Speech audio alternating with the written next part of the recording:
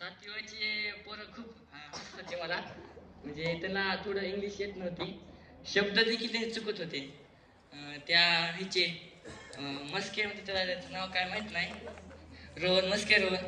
त्याचं खूप हसू आलं. सगळे शब्द चुकत ते, पण तो खूप चांगला आहे, विद्यार्थी आहे. तो पुढे जाऊन त्याचा खूप चांगला अभ्यास करीत असं म्हणजे टाळ्या वाजवायच्या सर्वांनी. Very good. तर ही एक गोष्ट इथं आवर्जून आम्ही तुम्हाला सांगायला पाहिजे होती की जसे तुमचे एखादे आठवणीतले शिक्षक आहेत, तसेच तुमचा एखादा आठवणीतला विद्यार्थी, फेवरेट स्टुडंट पण इथं वक्त्यांनी सांगायचं. यानंतरचा विद्यार्थी वक्ता आहे ईश्वर. नाही अनुभव कधी तर केलं पाहिजे. तुम्ही सांगितलं इथं कोणतरी येस म्हणतात. हा, तर आता यानंतरचा विद्यार्थी वक्ता आहे कर्डिले कुणाल.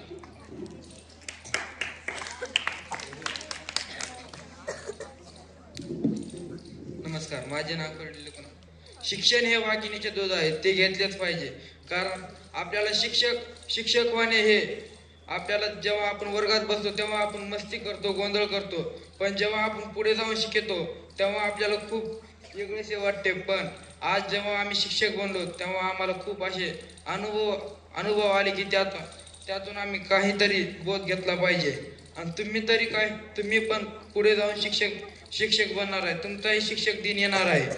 तुम्ही सुद्धा चांगले शिक्षक व्हा पुढे चालून. एवढे बोलून माझे 2 शब्द संपितो. जय हिंद, जय महाराष्ट्र.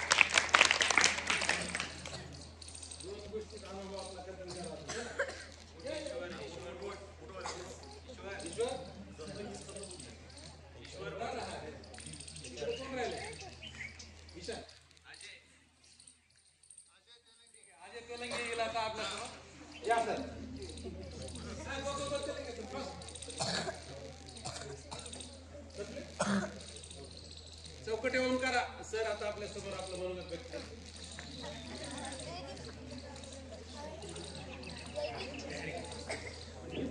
नमस्कार. आज शिक्षक दिन व इथे सर्व मान्यवरांचे मी हार्दिक स्वागत करतो की आम्हाला आज शिक्षक बनायची संधी भेटली. कारण भविष्यामध्ये एकतर दिवस शिक्षक बनणं आवश्यक आहे. कारण आपल्याला विद्यार्थ्यांचा अनुभव जाणून घेता येतो. आतापर्यंत मी या शाळेमध्ये 6वीला आलो. 6वीला 2019ची बॅच शिक्षक बनली होती. तेव्हापासून मला आवडते की शिक्षक कसं बनावं.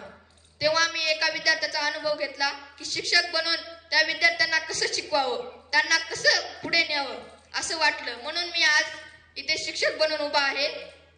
तसेच माझे सगळे स्टाफ, माझे मित्र हे पण शिक्षक बनलेले आहेत. पण माझ्या मित्रांना बोलायची सवय नाही जास्त. ते बाहेर बोलतात पण मध्ये बोलत नाहीत. इथे तुमच्या समोर बोलत नाहीत. मैत्रिणी पण आहेत पण ते पण बोलत नाहीत. ते बाहेर बोलतात पण मध्ये तुमच्या समोर बोलत नाहीत. त्यांना सवय अशीच आहे. तरी त्यांना सगळ्यांनी माफ करा. पण ते चांगले आहेत व सर्व शिक्षक बी चांगले आहेत. शिक्षक असे म्हणतात की आपण शिकलंच पाहिजे, आपण पुढे येऊन बोललंच पाहिजे. कोण असं बोलणार नाही त्याला जगात कधीच कुठे जागा मिळणार नाही. ज्यानं त्या स्टेजवर येऊन बोलेल त्याला जगामध्ये हर एक जागेवर त्याला जागा भेटेल. तसे मी म्हणतो की एकानं तरी पुढे येऊन बोलावं. एक बोलला तर सगळे बोलतात. असं म्हणतात की एक कांदा नाचला की सगळे कांदे नाचतात असं म्हणतात, पण एक बोलला की सगळेजण बोलतात असे पण आहे. तरी धन्यवाद.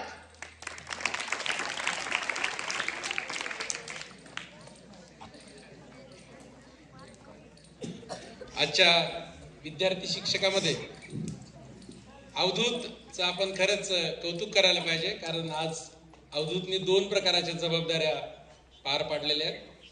पहिल्यांदा अवधूत शिक्षक तर झालेच, याशिवाय आजचं जे व्यवस्थापन होतं, टोल टाकणे किंवा इतर ज्या गोष्टी होत्या त्या सुद्धा जेव्हा आम्ही वर्गामध्ये अनाऊन्स केलं की हे काम कोण करेल, तर प्रत्येक जण त्यावेळेला दुसरीकडे बघत होता. पण स्वयंस्फूर्तपणे अवधूतने स्वतः सांगितलं की सर हे काम मी करेल. तर जोरदार टाळ्यांनी आता स्वागत करा अवधूतचं, जे की आजचे आपले शिक्षक आहेत, विद्यार्थी शिक्षक, आणि ते आपलं मनोगत व्यक्त करणार आहेत. अवधूत.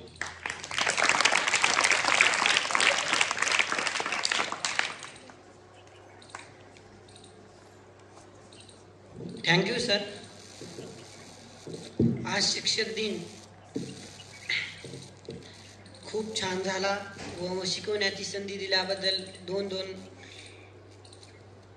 मलाही दोन्ही पण काम दिल्याबद्दल मी सरांचे आभार मानतो व गिरी सरांचा पण मुलगा 10वीला होता. सरांनी आम्हाला विद्यार्थी नाही की आपला बाळ्या म्हणून आम्हाला खूप चांगले शिकविले व सर्व शिक्षकांनी व गडवे सरांनी सर्व शिक्षकांनी आज मला वेळोवेळी टोल्स टाकायला सांगितले व सर्व शिक्षकांनी उदगीर सर्व शिक्षक व आज मला प्रतिसाद दिला व मी ते सर्व शिक्षकांचे डांगे सर घोटे सरांचे आभार मानून मी ते समाप्त करतो. धन्यवाद. आकाशात आपल्या समोर सर येणार आहेत, त्यांचा अनुभव कथन करण्यात या सर. नहीं 2 वाक्य. नागेश, फिर नहीं मिलेगा चांस. कोण आहेत? शिंदे पाटील आहेत. या सर. आता शिंदे सर येणार आहेत आपल्या समोर अनुभव करणार. भागो सर. हा तर आता सर्वच विद्यार्थी वक्ते आणि शिक्षक वक्ते संपलेले आहेत. आजच्या पर्यवेक्षिका मॅडम बोलावं लागते, अधिकारी येत असतो. आजच्या पर्यवेक्षिका साक्षी मुद्रुकले आता आपल्या समोर आजच्या दिवसाचं त्यांचा जो वृत्तांत आहे आणि अनुभव आहे शिकवण्याचा तो सादर करण्यासाठी येणार आहेत. आजच्या पर्यवेक्षिका साक्षी मुद्रुकले. भुतेकरवाडीला विशेष म्हणजे कौतुक असं आहे की बापूजी विद्यालयाच्या इतिहासामध्ये भुतेकरवाडीला पहिल्यांदा अधिकारी होण्याचा चान्स मिळाला आहे साक्षीच्या रूपाने. म्हणून सर्वांनी टाळ्या वाजवून साक्षीचं कौतुक करा.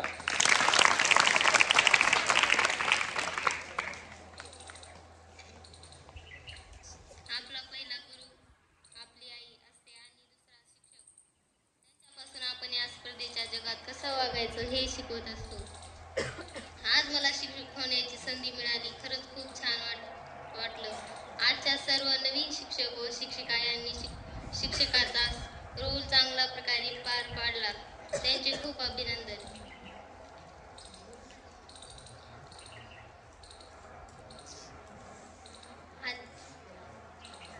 मला आज खूप छान वाटलं. सर्व विद्यार्थ्यांनी मला चांगला प्रतिसाद दिला. मी सर्वांच्या अगोदर माझा मराठीचा तास होता 7वी ब वर. तर तिथल्या मुलांनी मला खूप छान असा प्रतिसाद दिला. नंतर मी 9वी ब या वर्गात गेली होती. तिथं मुलांनी पण खूप प्रतिसाद दिला, हसवत होते आणि मुली पण खूप छान प्रकारे प्रतिसाद दिला. नंतर मी 8वी अच्या वर्गात गेले होते. तिथं पण खूप छान प्रकारे मुलींनी मला प्रतिसाद दिला. थँक्यू. धन्यवाद मॅडम. आज प्रशासन चालवताना आणि शिक्षक म्हणून बापूजी विद्यालयामध्ये कार्य करत असताना जे अनुभव आले ते साक्षीने आपल्या समोर सांगितलेले आहेत. यानंतर आजच्या एका दिवसाचे मुख्याध्यापक श्री कुमार चिरंजीव राम कोटंबे आपल्या समोर येत आहेत. विद्यार्थी शिक्षक या नात्याने आणि प्रशासक या नात्याने त्यांना काय अनुभव आले ते सांगण्यासाठी राम कोटंबे येत आहेत.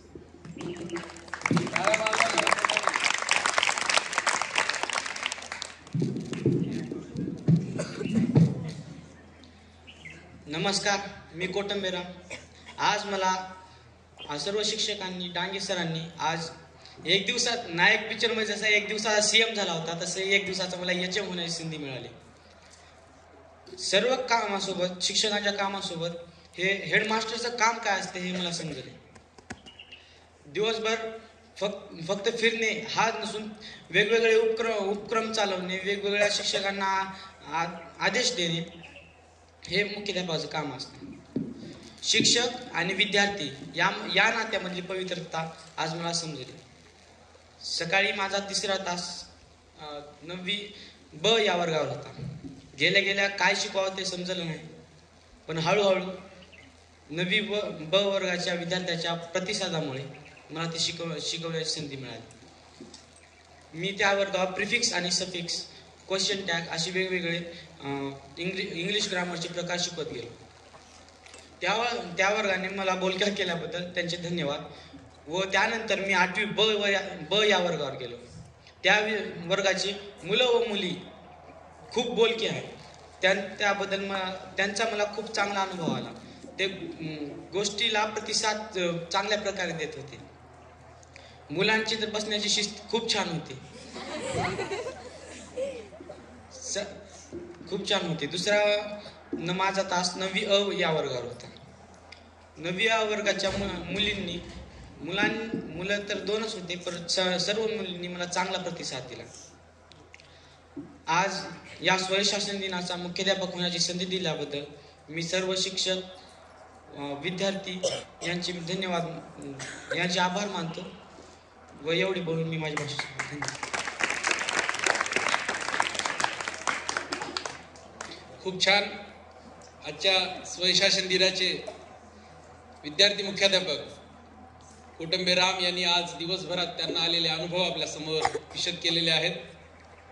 यानंतर इयत्ता 9वीच्या विद्यार्थ्यांना चॅलेंज आहे की पुढच्या वर्षीचा मुख्याध्यापक कोण होईल यासाठीची चुरस, यासाठीची स्पर्धा त्यांनी आजच स्वतःला लावून घ्यायचंय. आणि प्रत्येकाला असं मनातल्या मनात वाटलं पाहिजे की त्या सेंटरच्या चेअरवर मुख्याध्यापकाच्या बाजूला स्वयंशासन दिनी आपण स्वतः बसून आजचा फोटो घ्यायचा आहे. असं एक चॅलेंज प्रत्येक 9वीच्या विद्यार्थ्यांनी स्वतःला लावून घ्यायचंय. यानंतर विद्यार्थी वक्ते संपलेले आहेत. आपल्या शाळेचे क्रीडा शिक्षक आदरणीय उदगिरे सर यांना मी विनंती करतो की आज स्वयंशासन दिनी त्यांनी विद्यार्थी आणि विद्यार्थी शिक्षक दोघांना पण आपल्या ज्ञानामृताने तृप्त करावं. तर आता आपल्या समोर येत आहेत उदगिरे सर.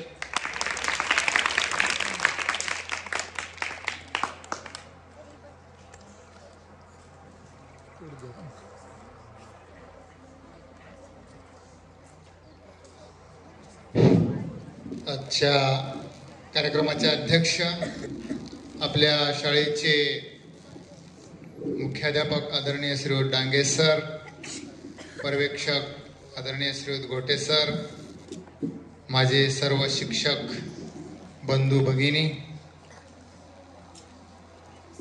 शिक्षकेतर कर्मचारी, या आजच्या स्वयंशासन दिनी सर्व शिक्षक म्हणून आपल्या समोर पात्र करणारे सर्व विद्यार्थी अध्यापक, विद्यार्थी अध्यापिका, तसेच आजच्या या कार्यक्रमासाठी आपण सर्वजण उपस्थित राहिलेले असे माझे सर्व लाडके विद्यार्थी. लाडके म्हणण्याचा उद्देश एवढाच आहे, माझ्यासारखं कोणीच बोलत नसेल तुम्हाला म्हणून तुम्हाला लाडके. कसं असतंय, कुणीही आपल्या जवळच्याच व्यक्तीला रागात बोलतं, म्हणून मी तुम्हाला सतत रागातच बोलत असतो. कारण त्याचा आज आपल्याला रिझल्ट मिळाला. आपल्या छात्राध्यापकांनी सांगितलं किंवा आजची शाळा शिस्तीत वाटली मला. मग याचं कारणच ते आहे, कुठल्याही गोष्टीमधून त्या ठिकाणी काही ना काही निष्पन्न होतं. आज इयत्ता 10वीच्या विद्यार्थ्यांनी आपल्या समोर अध्यापनाचं कार्य केलं. ज्ञानदान हे सर्वात श्रेष्ठ दान आहे. जगामध्ये कोणी पैशाचं दान करतं, कोणी श्रमाचं दान करतं, कोणी आणखीन कुठल्या गोष्टीचे दान करत असतील, पण ज्ञानदान, दुसऱ्याला शहाणं करणं जगाची रीत आहे. शहाणं कोणालाच होऊ द्यायचं नाही, आपल्यापेक्षा समोरचा शहाणा झाला नाही पाहिजे. पण शिक्षक एक असा वर्ग आहे की तो सकला हुशार करण्याचं काम शिक्षक करत असतो. आता गिरी सरांनी फार छान सांगितलं, किंवा कुठलाच व्यक्ती जगातला असा एकही व्यक्ती नाही की माझ्या जागेवर येऊन बस म्हणणारा. मग तो डॉक्टर असेल, वकील असेल, जज असेल, उद्योजक असेल,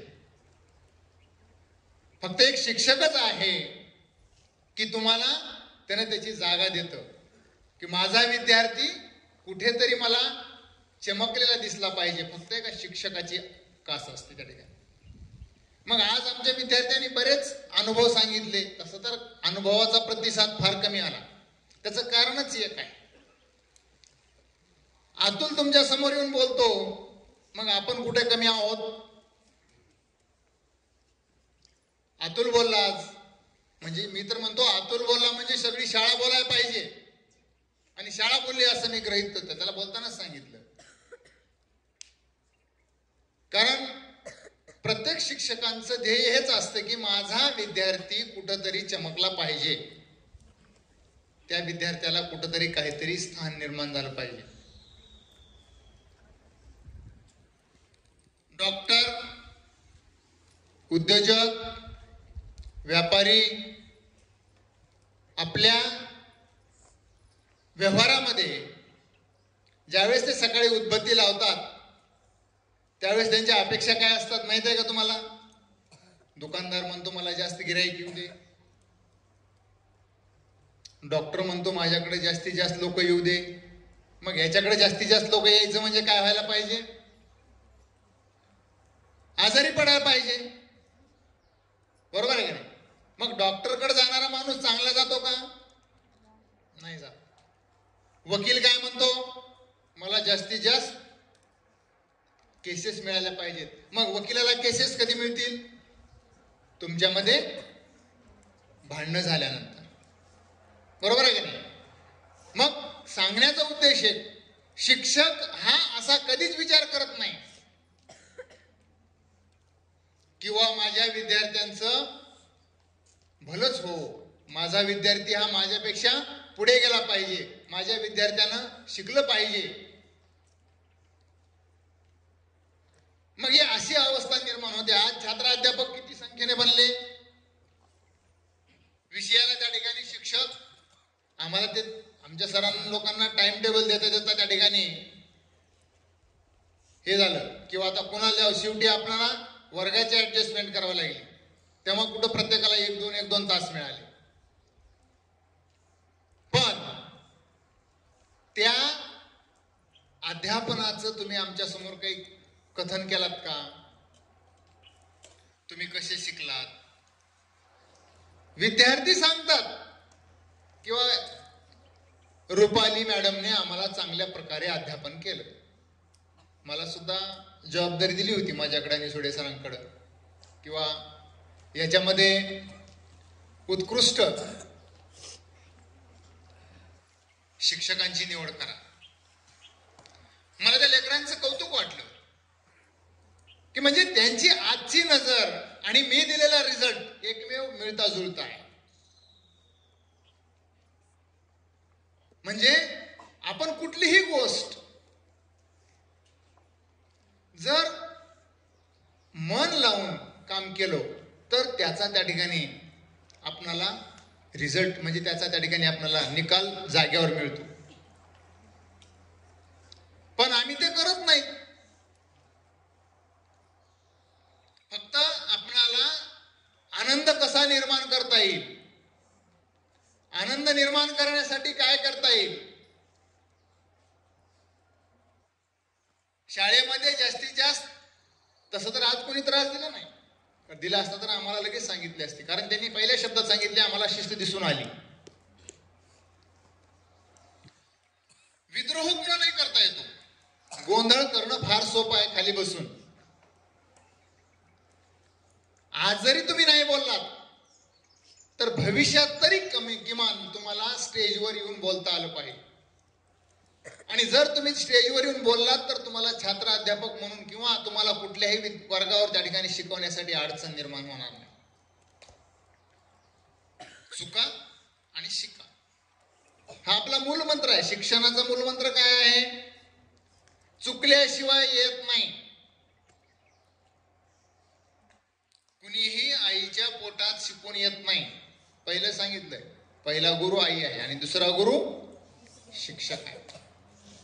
मग शिक्षकाने तुम्हाला हाताला धरून त्या ठिकाणी 1 2 3 4 आई शिकवलं, तुम्ही शिकलात, तुम्ही उत्कृष्ट झालात, तर त्याचा अभिमान हा शिक्षकाला असतो, बाकी कोणालाच नाही. समाजातला कुठलाही घटक हितचिंतक तुमचं चांगलं व्हावं असं कोणी, तुम्ही तुम्हाला आत्ताच सांगितले 2-4 उदाहरणं. डॉक्टर असेल, मेडिकलवाला असेल, दुकानदार असेल, उद्योजक असेल, जास्तीत जास्त लोकांनी न शिकावं का? कारण माझ्या उद्योजकाला कामगार मिळतील, उद्योगधंद्याला कामगार मिळतील आणि माझा फायदा होईल. आज महाराष्ट्राची अवस्था बघा, पूर्ण बिहार मधले लोक आहेत आपल्याकडे कामगार म्हणून. कारण काय त्याचं माहित आहे का? साक्षरतेमध्ये सर्वात कमी साक्षरतेचं प्रमाण कुठं आहे? बिहारमध्ये. केरळचा तुम्हाला कुठं दिसतो का? नाही, 100% लोक साक्षर आहेत. देशातली सर्वात केरळ हे सगळ्यात 100% साक्षर आहेच, पण इंग्रजी बोलणार 100% इंग्रजी बोलणार पहिलं राज्य आहे. आणि म्हणून इथून तरी शिका. आज बऱ्याच विद्यार्थ्यांनी सहभाग घेतला होता. ज्यांना कुणाला छात्र अध्यापक व्हायचे त्यांनी आपलं कथन केलं पाहिजे. तुम्हाला काय वाटलं? समोरचे विद्यार्थी बघितल्यानंतर आपल्याला काय बोलावं? मी बऱ्याच वर्गांच्या विद्यार्थ्यांच्या वर्गामध्ये गेलो, विद्यार्थी बोलत नव्हते. म्हणजे आपली मानसिक अवस्था काय निर्माण होते याचा अनुभव आपल्याला त्याच्यातून करता येतो. मोकळ्या रानामध्ये किती बोलता येतं? आता कोणतरी सांगितलं, चौकटे सांगितला, कोण बोलला माहित नाही. हे सगळेच आमचे मोकळ्या रानात बोलतात म्हणले. मग मोकळ्या रानामध्ये बी बोलणारे आमच्याकडे आहेत, पण विषयाला धरून विषयाशी अनुसरून जे लोक बोलतात त्यांचं कौतुक करायचं. आज इयत्ता 10वीच्या विद्यार्थ्यांनी आपल्या समोर अत्यंत उत्कृष्टपणाने अध्यापनाचं कार्य केलं.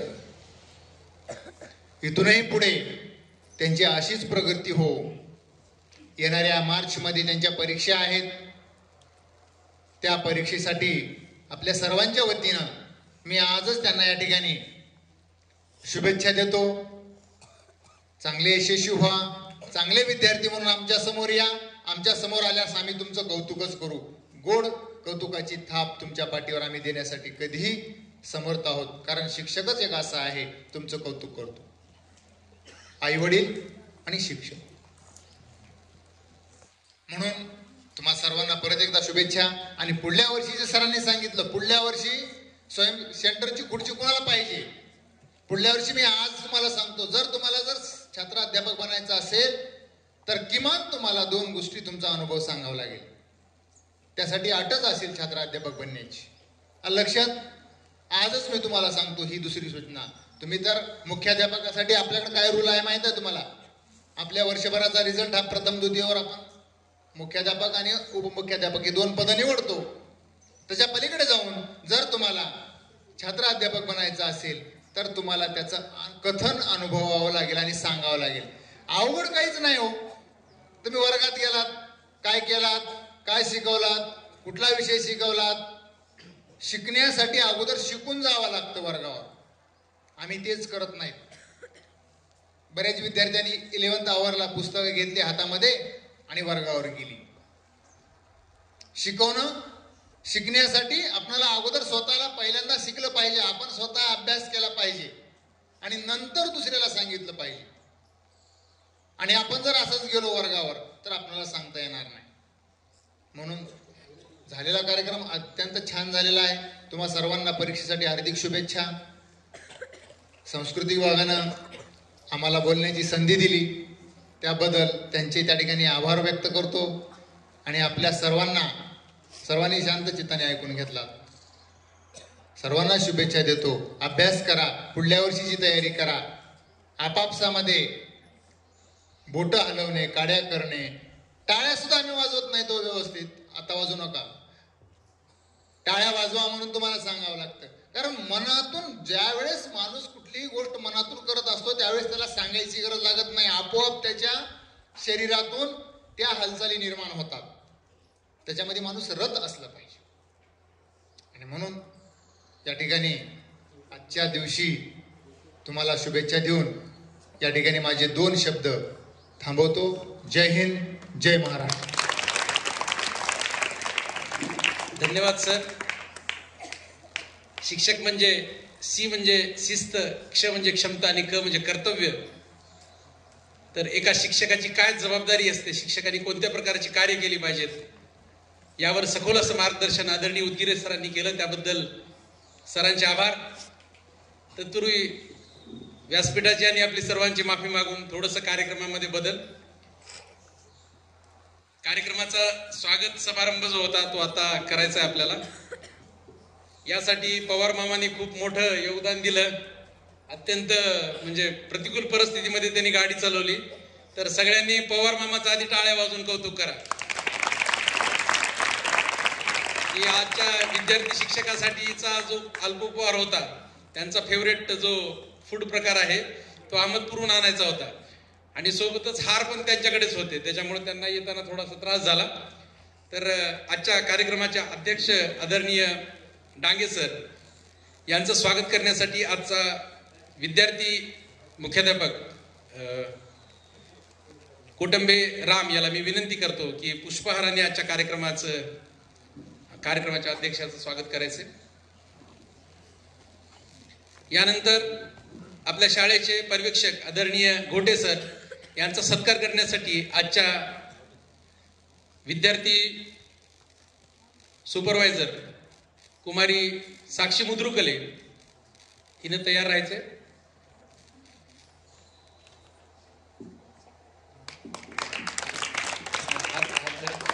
स्माईल द्या. ओके. साक्षीला विनंती आहे की साक्षीने आजच्या सुपरवायझरचा पुष्पहार देऊन स्वागत करायचंय.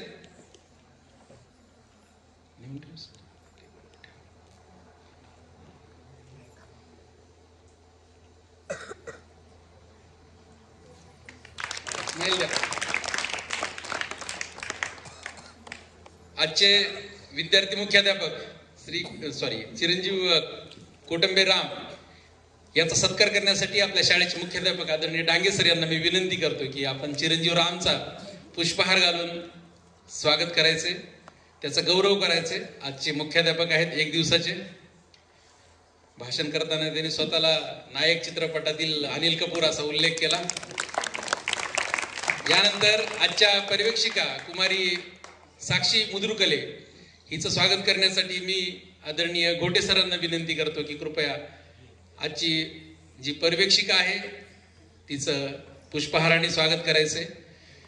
विद्यार्थी मित्र, तुमच्या माहितीसाठी सांगतो, गेल्या सराव परीक्षेमध्ये प्रथम येणाऱ्या विद्यार्थ्याला आजचा मुख्याध्यापक व्हायचा मान मिळालाय आणि सर्वद्वितीय असलेली साक्षी मुद्रुकले ही आजची पर्यवेक्षिका झालेली आहे. टाळ्या वाजवून स्वागत करा.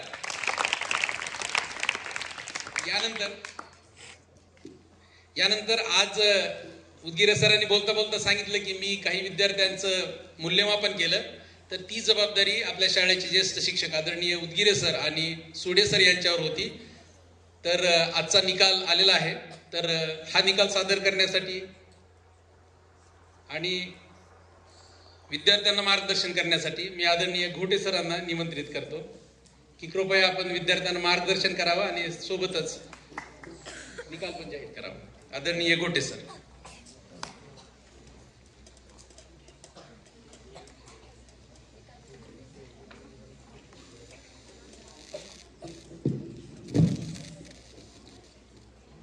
आज आपल्या विद्यालयामध्ये स्वयंशासन दिन स्कूल डे इयत्ता 10वीच्या मुलांचा या ठिकाणी आयोजित झाला. या स्वयंशासन दिनाच्या कार्यक्रमासाठी उपस्थित आपल्या विद्यालयाचे मुख्याध्यापक आदरणीय डांगे सर, सर्व आमचे सहकारी शिक्षक, शिक्षिका, शिक्षकेतर कर्मचारी, या स्वयंशासन दिनाचे मुख्याध्यापक राम कोटंबे, पर्यवेक्षिका साक्षी मुद्रुकोले, त्यांचा सर्व उत्साही स्टाफ, आणि आमचे समोर बसलेले चुळबुळ करत असलेले इयत्ता 5वी ते 9वी पर्यंतचे आमचे बाळ गोपाळ, कार्यक्रमाचा थोडा राहिलेला आहे, अगदी शांत राहा. जर तुम्ही चुळबुळ केला तर लांब होतो, शांत बसलास तर आकुडता होईल. बडे बडे सावधा. माहित आहे भूक लागल्या, खिचडीची वेळ झाली, ही पण माहिती आहे. पण जीवनामध्ये आपल्याला काहीतरी ज्यावेळेस जबाबदारी अंगावर पडते, ती जबाबदारी कशी पार पाडावी. कारण आपल्याला माहित आहे आतापर्यंत आपण जीवन कसं जगलो, भोपळ्यात बी खुशाल. भोपळ्यात बी थंडी वाजत नाही, वारा लागत नाही, पाऊस लागत नाही, आहे का नाही.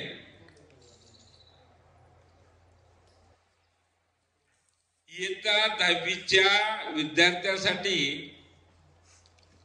हा कार्यक्रम स्कूल डे या ठिकाणी आयोजित केलेला आहे.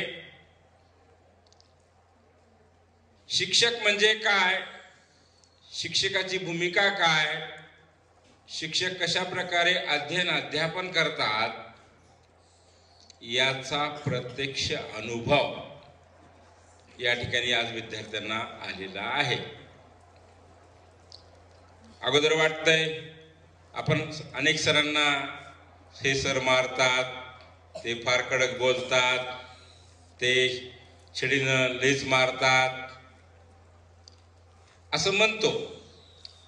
पण हे रागावणे किंवा एखाद्या वेळेस हळूच छडी मारणे हा उद्देश शिक्षकाचा नाही. तुमच्या जीवनामध्ये एक काहीतरी शिस्त लागावी आणि हे शिस्त लागण्याचं काम हे शालेय जीवनात होतं. म्हणून हा शिक्षक या ठिकाणी तुम्हाला रागावतात, तर या ठिकाणी शिक्षकाची जबाबदारी काय असते हे प्रत्यक्ष या ठिकाणी या स्टाफने, छात्र शिक्षकांनी या ठिकाणी अनुभवलेली आहे. ते म्हणतात ना, आपण बाहेर बसतो नदीच्या पाण्यामध्ये, विहिरीच्या पाण्यामध्ये, तलावाच्या पाण्यामध्ये माशा पोहतात, आपण पाहतो, आपल्याला नवल वाटतं. पाण्यात मासा राहत असेल कसा, जावे जेव्हा त्याच्या वंशा तेव्हाकडे.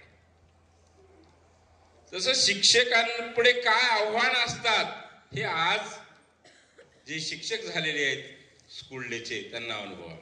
कसे मुलं बोलतात, राग येतो का नाही, ऐकतात का नाही, शिस्त बाळगतात का, चौफेर दृष्टी टाकावी लागते. हा प्रत्यक्ष अनुभव आहे. म्हणून शिक्षकापुढे अनेक आव्हानं आहेत.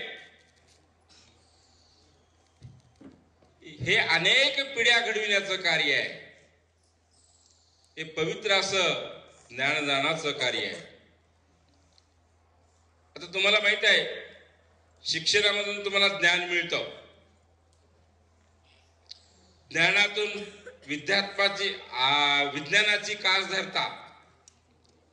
ज्ञान, विज्ञान आणि विज्ञानासोबत आपल्याला एक गोष्ट जोडायची आहे, त्याला अध्यात्म म्हणतो, दैवी शक्ती. आता विज्ञान म्हणजे काय, आपल्या कानापर्यंत काही येतं त्याला आपण विज्ञान म्हणतो. जे आपल्या कानातून आत जातं त्याला आपण ज्ञान म्हणतो. आणि आपल्या अंतःकरणात चांगले सुविचार, चांगली वृत्ती निर्माण होते, सत्प्रवृत्ती निर्माण होते, त्याला आपण अध्यात्म म्हणूया. शिक्षणासोबत अध्यात्माची गरज असली पाहिजे. कारण आज आपण पाहतो बरेच विद्यार्थी ज्यांच्यावर खरोखरच संस्कार होत नाही असे विद्यार्थी घरामध्ये सुद्धा नीट राहत नाहीत. आपल्या घरातील आईला, वडिलाला, मोठ्या भावाला, बहिणीला, आजोबाला, आजीला बसावं तुम्हाला काय कळतंय, हा सरळ शब्द असतो.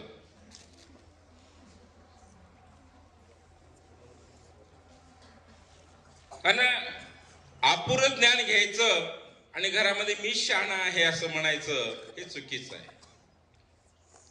कारण तुम्हाला शाळेत ज्ञान घेण्यासाठीच पाठवलेलं आहे. पुढे काहीतरी तुम्हाला बनायचंय. आता बऱ्याच मुलांनी आपले अनुभव कथन केले. कोणते मुलं बोलत होते, कोणते प्रश्न विचारित होते. मग वर्गावर जात असताना आपल्याला त्या पाठाची, त्या विषयाची तयारी करूनच गेलं पाहिजे. कारण चुकीचं ज्ञान देता येत नाही. आणि एक चुकीचं जर ज्ञान दिलं तर ती पिढी बर्बाद होत असते. जर येत नसेल तर मी पुढे सांगतो, अभ्यास करून सांगतो असं सांगितलं पाहिजे. पण चुकीचं सांगून त्या विद्यार्थ्यावर चुकीची माहिती बिंबवणे हे चुकीचं आहे. पण बऱ्याच विद्यार्थ्यांनी अभ्यास करून वर्गावर गेले. जीवनामध्ये हा आगळा वेगळा आनंद असतो. पुन्हा तुमच्या जीवनामध्ये इयत्ता 10वीची आता चाललेली बॅच आहे, याच्या जीवनामध्ये पुन्हा हा आनंद नाही. काय नाही. आता गिरीसरांनी सांगितले की सेवक व्हायला कोणी तयार नव्हतं. बघा, त्याच्यासारखं तर पवित्र कार्य कोणतंच नाही.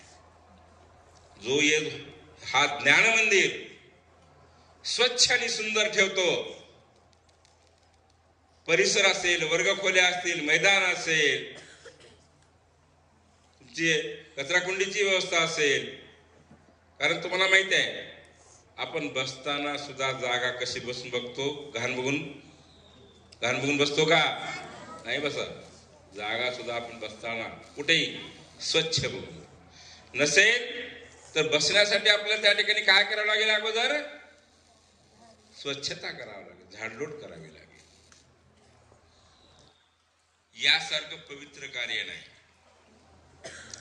आता तुम्ही मंदिरामध्ये जाता दर्शनाला, मंदिरामध्ये गेल्यानंतर आपण मंदिरात जर बेल, फूल, हार चौकड पडला, प्रसाद एकीकडे पडलाय, मुरमुरे एकीकडे पडलेत, पेढे एकीकडे पडलेले आहेत, आपण तुडवत नाही. काय करत नाही? तुडवत नाही. पण जे सुज्ञ लोक असतात ते अगोदर मंदिर पूर्ण स्वच्छ करतात. स्वच्छ करूनच दर्शन घेतात का नाही? तसं आपल्या जीवनामध्ये, अंतःकरणामध्ये सुद्धा शुद्ध विचार आले पाहिजे.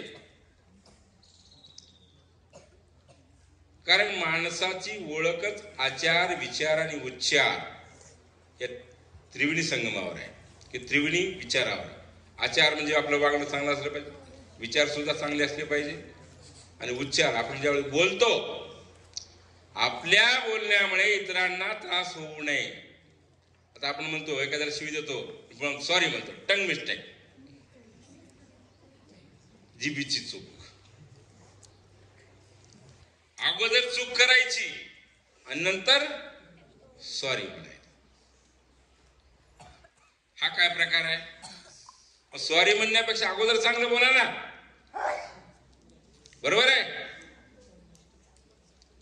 म्हणून